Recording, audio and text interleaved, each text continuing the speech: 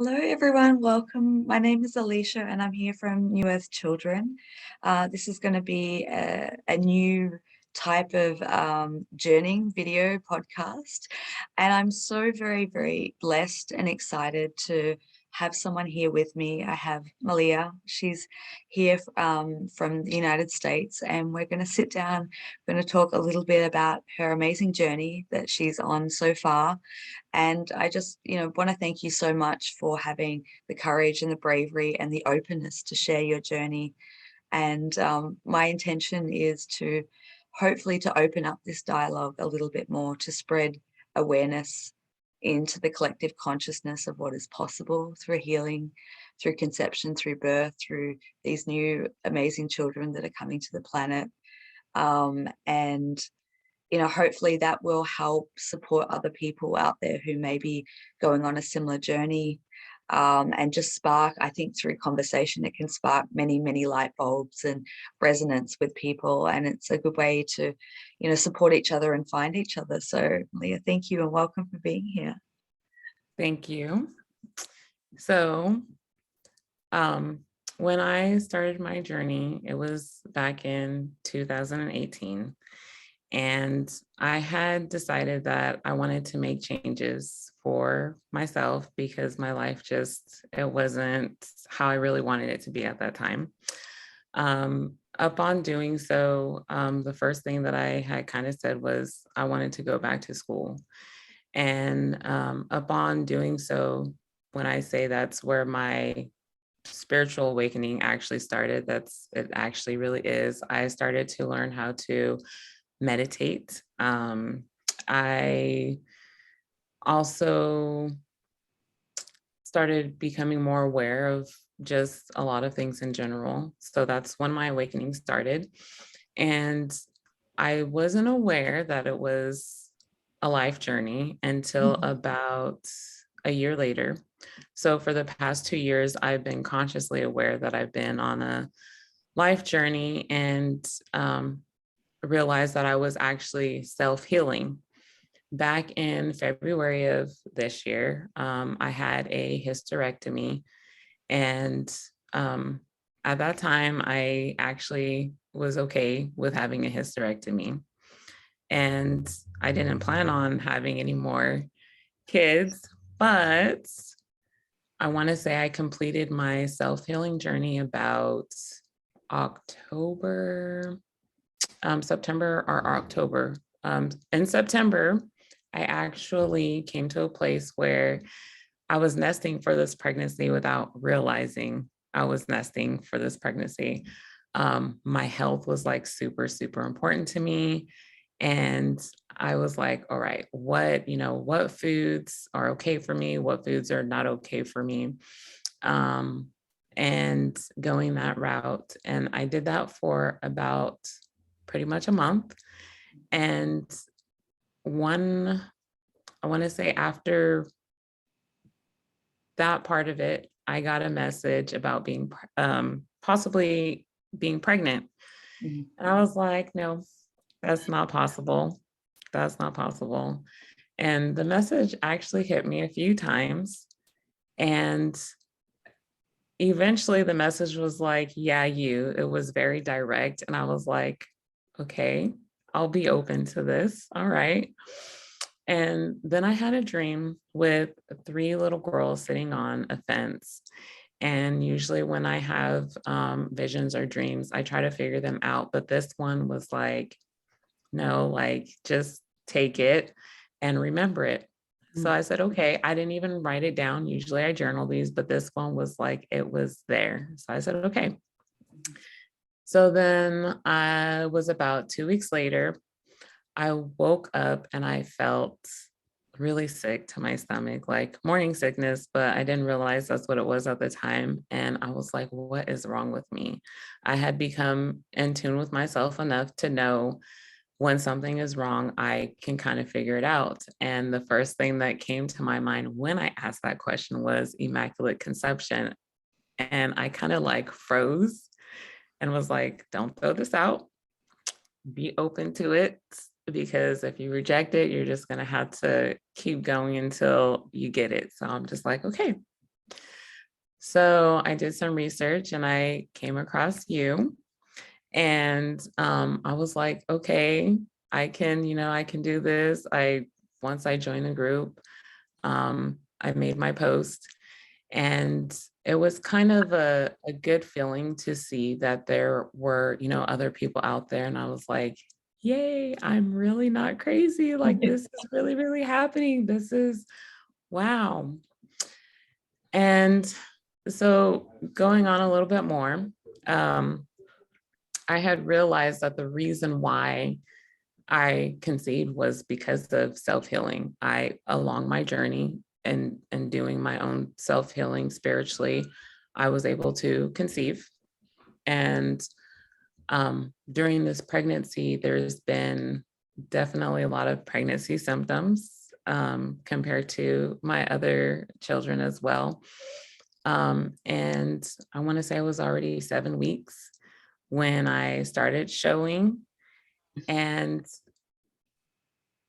probably, I want to say that same week or maybe the week before was when it was like, remember that dream that you had?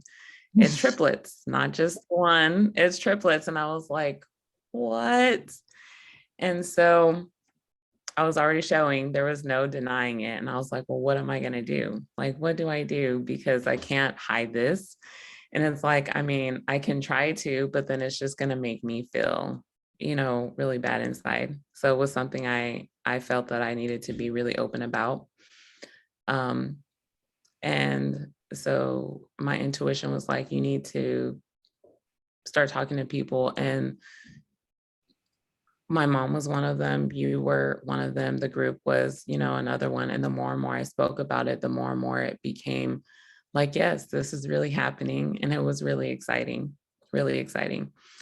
So kind of to compare the different pregnancies, I have 3 other children that are Starseeds. And when I was pregnant with them, I knew I was pregnant. I just had that feeling right away, even before the pregnancy symptoms. I knew I was pregnant. With my oldest one, my son,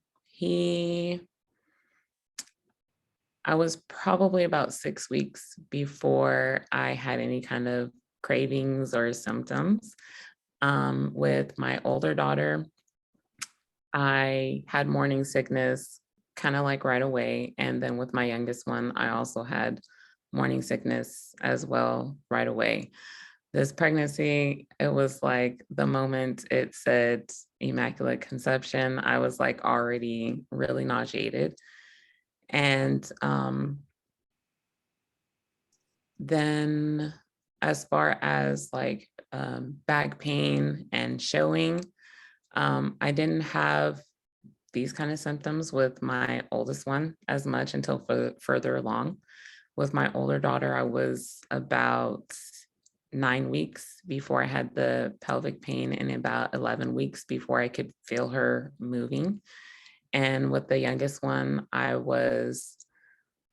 not sure how far along I was for feeling the pelvic pain, but I want to say it was probably at least 9 weeks when I started feeling her moving. So I felt her a little bit earlier.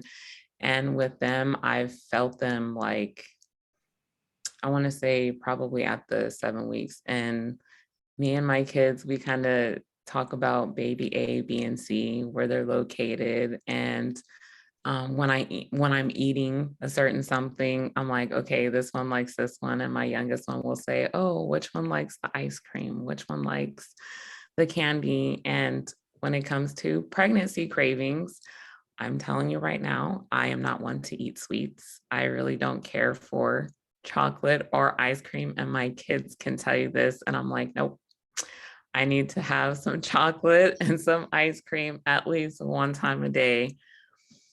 And Sorry, I'm not sure. I was Go just going ahead. to ask, like, with your other children, did you have any dreams prior to, or that you can remember, like kind of an announcement that they were coming? Like, I know that you said that you kind of knew straight away, but was there anything around? So not before. But while I was pregnant with them, I don't remember how I found out about my son, but I knew he was going to be a boy. My older daughter, I actually had a dream about her and what she was going to look like. And so it wasn't just knowing that she was going to be a girl. I also had a visual of her. And then my youngest one, I also had a dream that she was going to be a girl. However, I didn't see what she was going to look like. And with these, I actually had a dream of at least one of them. So I seen what they, will look like.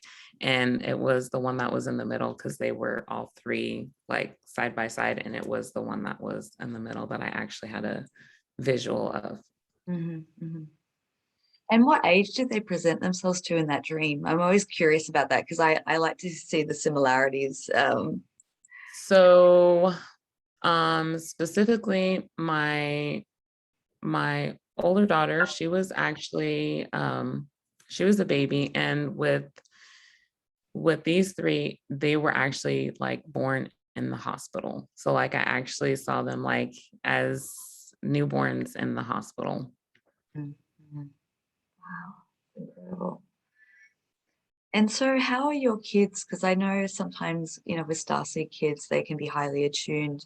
Did they kind of pick up what was going on, or did they sort of have any sort of inkling?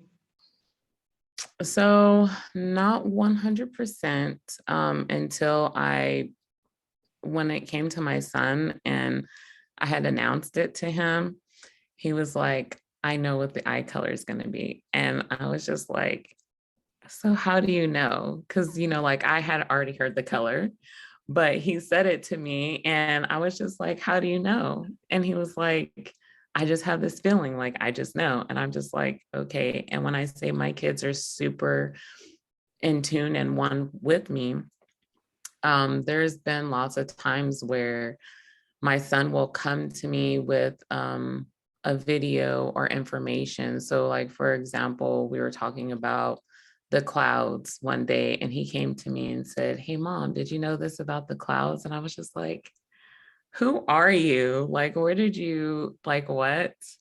My older daughter and my youngest one, they will both send me songs or show me things. So it's like if I'm asking a question or contemplating about something, they will come to me with information. And I'm just kind of like, I'm not in that place now where in my mind, I was just like, how do you know? Just how do you know? And, I finally figured out that as I, raise my vibration, their vibrations raise too. And I think that is super amazing and super cool. And, they have their own abilities. And I think that is also really amazing too. That's incredible. I know that you've described them as certain energy centers. Did you want to go in and talk a little bit about that? Yes. So I describe my son as my crown and my third eye, my older daughter as my heart and my throat, and my younger one as my sacral and solar plexus and my root. So my son is actually, he has undiagnosed ADHD. My older daughter has some forms of autism and ADHD diagnosed, and my youngest one is diagnosed with separation anxiety disorder. However, how I see it spiritually and in those terms is when my root chakra is like not balanced, that's my daughter gets really anxious, the youngest one, and she picks up on that. My older daughter, she speaks and she likes to make sure she thinks before she speaks. And so some people perceive it as she's slow. And I'm like, no, it's that she thinks faster than what she can speak. So she thinks about her words and forms her phrases before she says them. She actually had her teacher say, we wish that a lot of people would kind of do that, think before they speak. And I was like, finally someone that gets it. Like that's, that's what's happening. It's not that she, doesn't know what's going on. She knows, she's very aware of what's going on. She just takes her time before she speaks. And then my son, if he is distracted or the vibration is low, he can't really focus. Whereas when it's nice and calm and relaxed, I mean, it's like he's like on the go. Like they're all super intelligent.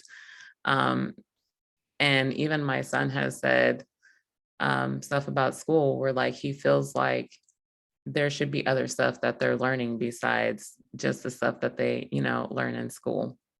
I was going to ask you that question, like, how has it been raising them and how do they fit into sort of the mainstream education system? Has that been challenging at all, or? So for my son, because I want to say vibrationally, he has a harder time focusing. And I kind of feel like it's more so because he's the oldest one. He was raised in the, you know, basically around the standards of conformity, whereas my other two we've been a lot more open, you know. So although my son is in a place now where he's more open, there's still that, removing the social norms to coming to like, you be however you choose to be, and it's okay to be you. Mm. And what has he said about like what he thinks should be taught? I love asking children these questions because I just think it's incredible their responses. But has he mentioned like things that he would like to learn in schools that aren't being taught in schools? So not exactly, but how he feels is he doesn't feel like they should be teaching history and stuff the way that it's taught. Like he feels like they should be teaching more of like stuff that's going on like here and now, how to like develop yourself or how to create, how to, I want to say kind of like an example is like finances. He feels like things should be more up to date. Um, but he hasn't really like been too direct Mhm. on what they should be teaching, just more so like they shouldn't be teaching this stuff in school. Things should be things should be different. Yeah, yeah. I remember I had kind of a very similar attitude when I was going to school. I was like, why do they keep rehashing World War II over and over and over and over again? Like, or at least put it in the context of let's learn from the past. So Yeah, yeah. bit more progressive, I think. Oh, that's really cool. And what about your other two? Like, how have they been in the school system, or like how has it been different raising them? So my older daughter, she is actually in this I think they call it destination imagination. So for her, it's being able to create things. So she's actually having a lot of fun with that. And in my opinion, I feel like this year has been, upon raising my own vibration, has been more beneficial for her because I feel like she's been able to be around more creativity versus the social norms. Like I feel like there's been a whole vibrational shift in general, even including in the schools. So this destination and imagination thing has been able to open up her creativity a lot more, including even in her writing. So when it comes to writing in school, it does take her a little bit more time and she can do it on her own. And her teachers have actually voiced that she writes very, very well. And she's very, very creative in her writing. With my youngest one, she's the same way. And she's actually in second grade. And so the teacher says that she's advanced in her writing skills and Hmm. her creativity. So I feel for the most part, when it comes to school, at least for the younger ones, that there's a lot more creativity now than what there used to be. And that's always so good for me to hear that, I am not directly connected to any sort of mainstream school systems, but it's nice to hear that it's progressing and it's being more supportive, especially to these, sensitive souls. So can you share a little bit more, anything that comes to mind? Because I like this kind of correlation between your own awakening journey and how that's kind of directly impacted through watching your kids' development and evolution. Um, So if I kind of go back just a little bit to like when they were first born, my oldest one and my youngest one were actually premature, so society says, and my older daughter came on time. And I say it that way because by the time my oldest one and my youngest one was born at 8 months, the other one was born at 8.5 months. So chronologically, they should have been late on their developmental stages. Between 12 and 13 months, they were, hitting their milestones. And I feel like that, I mean, to me, that's pretty much on time. And my older daughter, when she was born, she looked like a 3-month-old baby, where at 9 months, she was hitting like the same milestones that they were hitting at 12 and 13 months. So I I was like, okay, there's something interesting about this, where it's like, this is different. This is no, my oldest one and my youngest one came on time, and my middle one came late. That's kind of how I see it. And as they got older, um, I've had people say that I birth adults because my kids actually look and act older than what they are. Um, when they between all of them at age 4, all of them lost their first teeth, and my older kids almost have all of their adult teeth. And the reason why I say all of this is because it's like, not just mentally and spiritually are they more advanced, but also physically they're more developed as well. But I didn't really start noticing these things until, I want to say, more this year, as I, kept raising my vibration. And the more I raised it, the more I realized, oh, they're these parts of me. And then I also had to realize that they're their own people with their own, spiritual growth and their own spiritual gift. Um, my youngest one and my oldest one can sense and hear things. My youngest one can, my older son can also feel things as well. Like, like feel the vibration, like feel if something's off. My youngest one, she can feel, see, and hear. And my older daughter, she can't see things, but she can feel things. And she's also really in tune with like animals.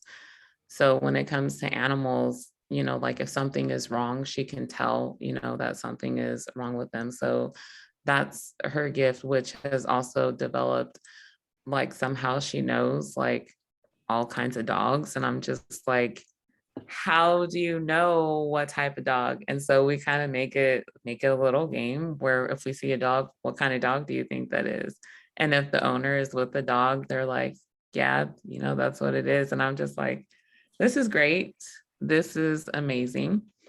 My youngest one, I'm trying to teach her not to be afraid of, her gift of being able to, see spirits or even sense, that things are off, because I know it's normal programming that if you can see and hear things, there's something wrong with you.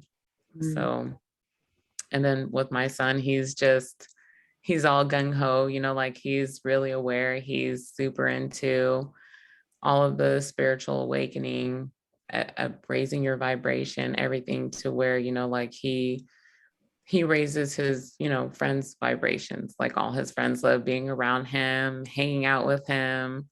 So it's a good feeling for my kids to, be that example or be that vibration for other people. And when they come home, it's like, all right, let's cleanse our vibrations so that way we can go back and do it again the next day.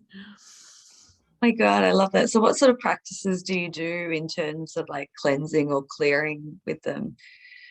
So mostly I prefer to use water and Epsom salt. So like Epsom salt baths. And it doesn't have to be with Epsom salt, just as long as it's water. So we use showers as energy cleansing. And then with my son, he the majority of the time likes to stay in his room and he keeps his door closed. So when I say like you go in his room is super calm and quiet and relaxed. Same with my room. My room is a sacred space. You don't come in here with negative energy. That's what I tell them. Or too much energy. Like, no, this is the calming space, this calming part of the house. And with my girls, we say cleansing prayers that night. We kind of say a regular prayer, but the second one is asking for our aura to be cleansed and replaced with light and love. Like a cord cutting, remove either cords that are meant to harm us. So that's what we do on a daily basis, and I feel that it really does help. Yeah. Oh, it's so beautiful. And you speak so eloquently around, the raising of these children and really bringing in to acknowledge their gifts and abilities and sensitivities. And I'm sure, like, have you come up against challenges around that with like family members or like, other people who perhaps raise differently? Or do you think that you've been a good role model to kind of impact other people in the way that they raise their kids? Or is it a mix Um, of in both? in the beginning, there were challenges because I wasn't aware um, about the whole vibration thing and how it affected them. To where now I am that example. And my mom, she has 4 Starseeds, and they're younger, and I've been pretty much explaining these things to her that, like, I understand, these are the diagnosis, but if you're also aware that vibrational wise, when you're working with them and treating them differently, and you're aware of this is what it really is, it can actually be more beneficial for them because these kids are super intelligent and people are not aware of the intelligence levels that they have because they're more focused on, well, this is a disability. And it's like, don't look at the disability. If you look at more so their intelligence on what they're doing and acknowledge their, behaviors, don't look too much at the they say bad behaviors or negative behaviors because they're hyper or they're this. If you look more so at what they're doing, it's absolutely amazing. I'm like, I love it. I'm like, do you see this? Do you see this? Do you see that? And it's a good feeling to see it because I'm aware and I love playing with them. Or when I say working with them, I mean, I will sit there and just play with them with my vibration, smiling, laughing, and just to see them giggle or talk to me like I'm talking to grown people. Yeah. It's it's amazing. It's absolutely amazing. Like these wise, you know, elder beings in these little bodies. Yes, yes, I am so serious. I mean, there's been times where my mom has said, "Do you know how they talk? Do you know?" I'm like, "Oh yeah, I'm aware." I'm like, "This is what I've been trying to tell you for a really long time." So yes, it's a good feeling to see it and be aware of it. I love it. I love it. And in terms of like their sensitivity, in terms of like feeling off or uncomfortable energies or being hypersensitive to sound or light or noise or things like that, is there different protocols or things that you do to help calm them, like whether it be in the past or currently? So my older two, I don't really have that issue, but definitely my youngest one, because she's the most sensitive. With her, she knows to plug her ears. So I kind of just let her, when I say I've let her learn to do her own thing, I've also been teaching her to be alone in her own energy. So not that she feels alone, but she will know when like there's too much negative energy around, and she will kind of just want to sit by herself, but it's not where she feels like I'm alone, I'm by myself. I don't have, and it's more of a, no, I just want to be by myself. And I mean, she's content and she's satisfied with that because she's in her own energy, she's in her own space, and it relaxes her and calms her. If we're out in a crowd, which I really don't like to be, it's like, all right, we're gonna hurry up and get out of the store, as soon as we can, because she is super sensitive to all of that. And if I can feel it, then I know, hey, she's going to be picking up on this very quickly. So it's like, let's, skedaddle. We've practiced also like deep breathing, slow breathing, especially if she feels like a panic attack is coming on where she's scared, because it's too much energy. And so that's something that she's aware of too. Oh, beautiful, beautiful. Mhm. And so it sounds like incrementally, each child, each pregnancy has been more refined, more sensitive each time. Oh my goodness, yes. Especially this one. And I feel like it's just because I'm a lot more in tune. So with the first one, I don't feel like I was as in tune, but I was in tune. I knew I was pregnant. I knew it was going to be a boy. And each pregnancy became more and more, I became more and more aware. And with this one, when I say like I've been super in tune,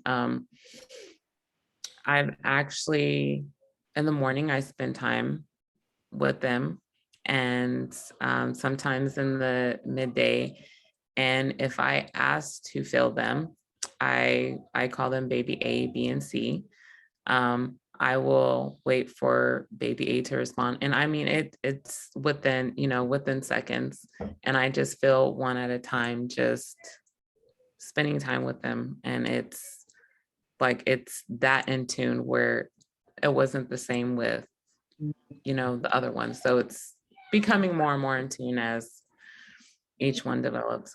Do you feel like you have established like a um, telepathic connection with, like, how do you, when you say that you connect with them, you spend time with them, do So you that is my connection with them. So when I do ask for them to move, just, it's not even more so of a reassurance, it's more of a me just spending time with them, because it's a good feeling to not just be in tune with myself, but like to be in tune with them. Because before the pregnancy, I know that it was them reaching out to me like, hey, you're supposed to, have more kids, like you're going to be pregnant. So it's a good feeling to even, be able to see them. But once I conceived with them, it's been more of a feeling them than them reaching out to me type of thing. Yeah. What was I going to say? I had a question. And they make their food choices known as well. Oh, so I'm always curious to ask this question. Do you feel it energetic and physical, and does it oscillate and change between the two? Like, do you feel when you feel into your womb? Yeah. Yes, I'm so glad you asked that, because that was actually something that I had thought about. So I do feel them physically, but then I can also feel a vibrational of where my my belly will get warm. And for me, like that's the energy that I can feel. And it's a really good, like, sensational feeling. And I'm just like, in that moment, I'm like, yes, like this warming sensation of love is kind of how I interpret it. But yes. And I mean, I haven't known you prior to this, but you just look like you're emanating and glowing. Like everything about you Yeah. radiance about you. And this, yeah, Yes. um, good. I'm just really excited. Is there anything else before we wrap up? I mean, I'm so grateful that you've gone into depth and talked about all of your children and, you know, the experiences that you've had so far. Obviously, this is an ongoing journey, and I'd love to like follow up with you, you know, another time when you have more to share if you're open to that. But is there anything else that we haven't covered that you feel might be important to share for yourself or for people that might be listening? um, Not really. My main thing that had came to me yesterday was just basically, it's not really so much about the details of the journey, that it was about the self-healing. And, that was the importance of my own personal journey, because I can call it different types of journeys because it was many. But the life journey I discovered doesn't ever really end. So, at the end of the day, it's just about the, self-healing and becoming one with yourself, one with, the universe, and just being in tune. And that's the important part. Beautifully said. Well, thank you so much for coming on today and having this chat with me. As I mentioned before, it'd be great to kind of catch up incrementally when you know, have something to share. And I hope that this has helped other people who might be watching, just to maybe, you know, give them little pieces of the puzzle, or, you know, to spread some knowledge and information. And I really thank you for your courage to come out and I know that that can be really scary and challenging, but I think the more of us that share openly and open-heartedly about these unique experiences and journeys, I think it can become more normalized as we move forward into the new earth. So thank you so much. And that was also an important part of my journey. It was how you said, normalizing it. It was me acting, this is normal. This is something that is normal. Believe it or not, it is something that is going to be a lot more common than people, are aware of now. So, Yeah, I totally agree. And I think in the beginning of my journey, it took me a lot of time and I had to read through a lot of information for my own cognitive dissonance, right? yeah. um, I had to prove to validate that someone else had gone through the entire experience to make sure I wasn't crazy. And even I'd find like a handful, I'd need more, you know, until it really is about the self-healing and acceptance and going within and like really tuning into your own journey rather than comparing. I mean, Yes. yeah, you know, I do have the privilege of connecting with so many women who have these journeys and seeing the bigger picture, but ultimately they're individual. Um, and I knew from the beginning for me, um, I just had this knowing that this would become more widely known and accepted. I didn't know how long that would take. I think the collective have come, you know, a very far, you know, leap, quantum leap since I wrote my first article in 2016.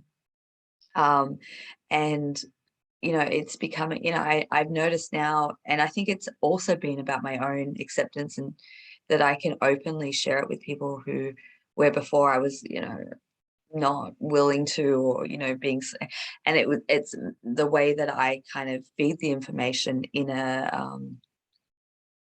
confident and accepting way, I guess, and people receive it differently in that way. So, um, yeah, it's exciting times to know that there are so many women going through these unique experiences and we find each other and, you know, share stories. So thank you so much again. And just wishing you so much love and joy and beautiful blessings journey as it continues to unfold, and we'll certainly check in with you at a later stage. So thank you. Thank you. Thank you. Thank you very much. Thank you everyone for watching. And of course, if you do need support, if you're going through something, you can connect with me through sessions, or if you have a story that you would like to share, please contact me. I'll put all the details in the description box below. So thank you. Until next time, see you later.